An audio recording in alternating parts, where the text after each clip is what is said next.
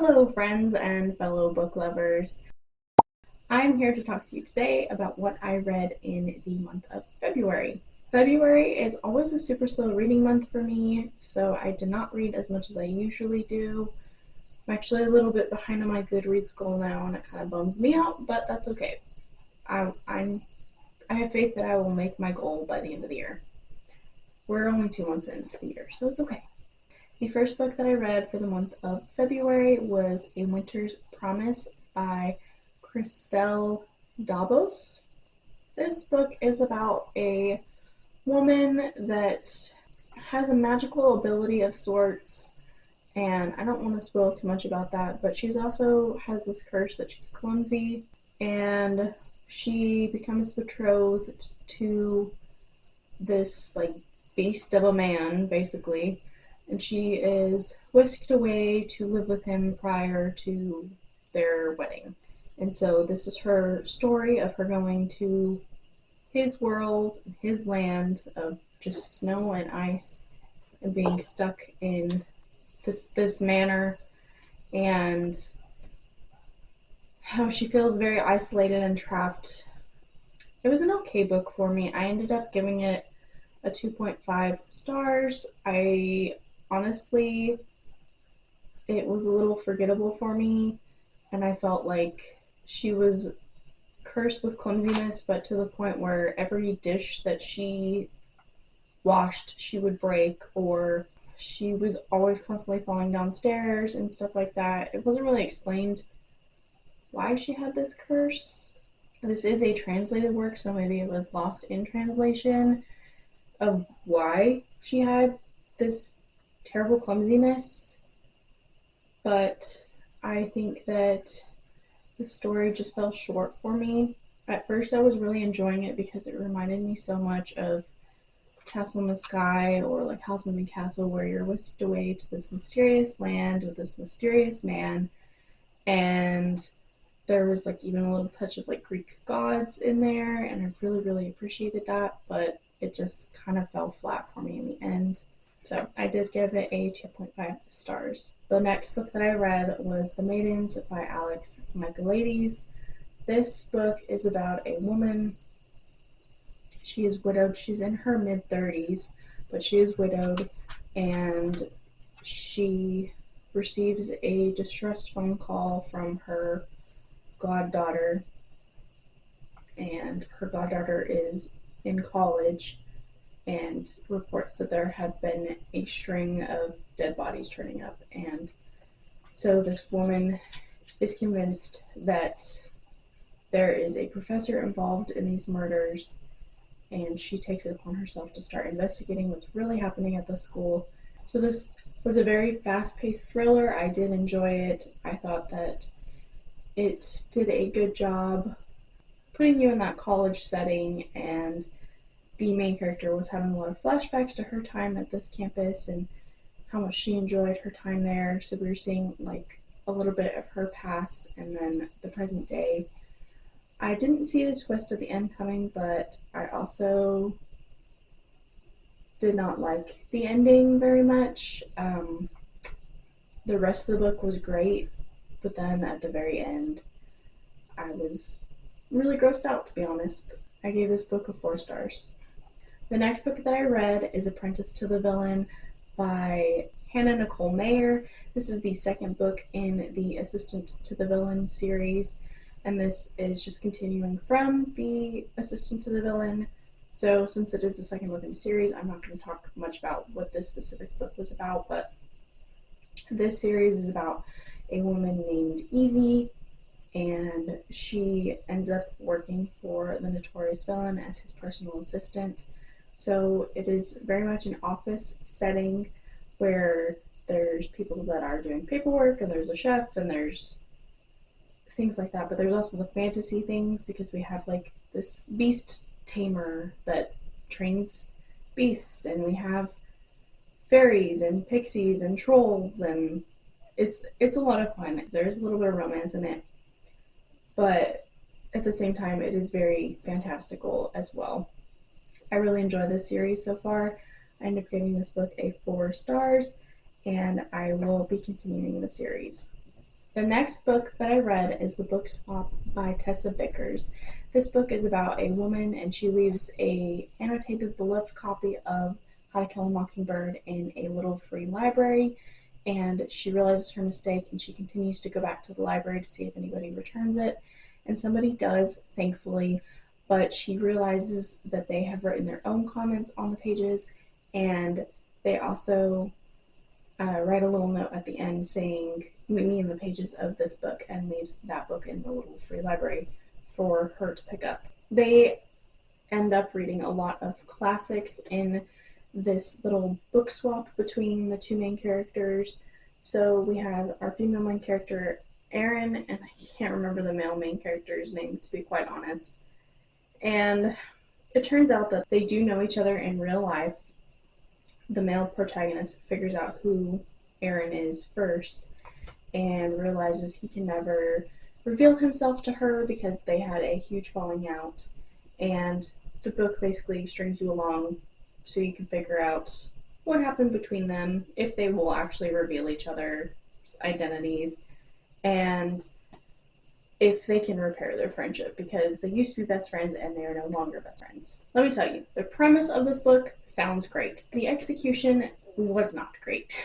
When you do find out the reason that they had a falling out, it's over a huge miscommunication.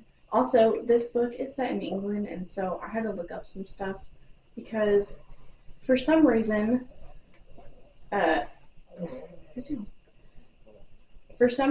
male main character is getting bullied in junior college, I think is what the term they used was. So I looked it up, and that was like anywhere between the ages of like 16 to 20, and I was like, why is this man being brutally bullied between these ages? Like, I mean, obviously you shouldn't be bullied at any age, but what he goes through is insane, and the way he defends himself is what ends up destroying his friendship with Erin. And honestly, if they would have just talked about it, like, it probably would have cleared the air years and years ago, but instead it's like 5 years and they're not friends. And then this book swap starts happening. You don't find out what happens between them until like 75% into the book. And at that point, I had pretty much lost interest. I was like, I'm just going to finish this because I'm already, halfway done. Oh, and Erin's other best friend died from cancer, and she's like pretty much hallucinating her the whole time. The whole book, she's talking to her dead best friend, and honestly, the way it's written, it makes it sound like Erin is actually picturing this person in her bedroom and talking to her. And that part just rubbed me the wrong way. I gave this book 2 stars. This book was not for me. The next book that I read is The Wizard of Oz. This is the penguin or the puffin chalkboard edition. It's really pretty. I have never read The Wizard of Oz, but I wanted to pick this up, and I really enjoyed it. I gave it a 3.5 stars. I will warn you, though, that even though this is a child's book, it is very dark.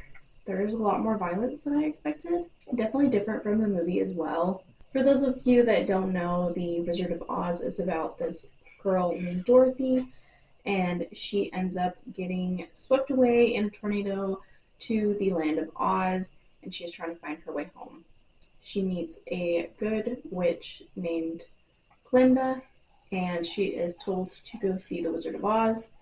And on her way to meet Oz, she ends up coming across a scarecrow who wants brains, a tin man who wants a heart, and a cowardly lion that would like courage.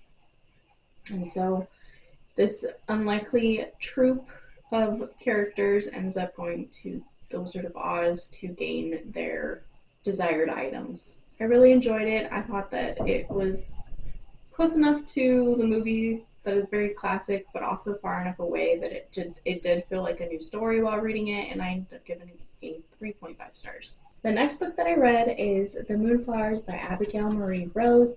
This book is about a woman named Tig, and Tig is hired to paint a portrait of her grandfather, who has since passed on. She really enjoys getting to know what her subjects that she's painting were like, so she decides to ask around town what her grandfather was like, and a lot of people mention that the only person that really knew him was the woman that murdered him. So Tig starts to spend some time with the woman that murdered her grandfather, who she is in a geriatric psych facility, and she makes an agreement that she will help her collect leaves to decorate her room while she listens to these stories from Eloise Price. I'm not a historical fiction girly, but I did enjoy this story. I think that it was very beautifully written. I really felt that it was well-rounded. However, I felt like every character in this book was pretty toxic, to be honest. They either treated Tig like crap, they treated Eloise like crap, or they were a toxic man that was beating their wife. Like, that's the whole premise. I ended up giving this book 3 stars. Next, I read Powerless by Lauren Roberts. This book is very much the Hunger Games meets the Red Queen kind of thing. There are different castes, really. There's the elites, which are the rich and powerful. They have powers. And then there are the mundane. These are your commoners, but they still have powers. And then there are the ordinaries, and the ordinaries have all been banished from this world because supposedly they bring about a plague and can end up killing the elites and mundanes. Powerless is about a girl named Payton, and Payton is an ordinary. So she has no powers, but she was trained on how to read people and fake having a psychic ability, basically. And she ends up saving the prince. His name is Kai, and she becomes known as the Silver Savior because she has silver hair. And there is a trial that is going on, and so she gets recruited into this trial with other elites and mundanes, people with powers, actual powers, not like her. So she has to figure out a way to survive the trials in addition to not being found out. There is a slow burn romance in this book, and I really, really enjoyed that. I will definitely be picking up the next books in this series. Last book that I read this month is Harry Potter and the Goblet of Fire. This is the 4th book in the Harry Potter series. It's a classic. I've actually read this before, but my husband and I are reading them together, so my husband actually reads them aloud to me and does different voices for the characters, and it's just a really good time and something fun that we do. How do I explain this to somebody that's never read Harry Potter? Harry Potter is a wizard, and he attends Hogwarts, which is a magical school, and at this school, during this book, it is his 4th year there. Hogwarts is acting as a host to 2 other schools while this trial is going on. So this is a magical competition, and there is a champion picked from each school, and somehow Harry's name gets put into the cup along with somebody else that goes to Hogwarts. So there's a little bit of animosity because people are like, who do we vote for? Who do we follow? Trying to figure out who put his name in the Goblet of Fire, and also trying to just survive these tasks. And I like the Goblet of Fire. I gave it a 4 stars. It's not my favorite book in the series, but I do enjoy this story. I really like the book more than the movie. For statistics, I read 2 physical books, 5 audiobooks, 1 ebook, a total of 3,227 pages. I averaged 120 pages per day, and it took me about 6 days to read a book. And then my average rating was 3.4. I read 6 female authors, 2 male authors, 5 new-to-me authors. I read 1 middle grade, 3 YA, 4 adult. I read 5 fantasy, 1 romance, 1 historical fiction, 1 thriller. And my favorite book of the month was Powerless by Lauren Roberts. I just thought that there was something so fun about the reminiscence of the Hunger Games, like with the caste system and the trials that they went through. But also, I'm all about magical powers, y'all. Like, if you haven't figured that out about me yet, I'm all about magical powers. Thank you guys so much for watching. If you're still hanging out with me, let me know if you've read any of these books. And if you don't know what to comment down below the little, what should my emoji of the day be? Comment the wind emoji because I feel like my house is about to be blown away. Oh my goodness. And I will see you guys soon in a new video. Happy reading. I am here to talk to you today about what I read in the month of March. Oh my god. This is, oh, this book. Look at that big ass cloud. It is so cloudy and dark and windy. Ooh, this weather is yucky.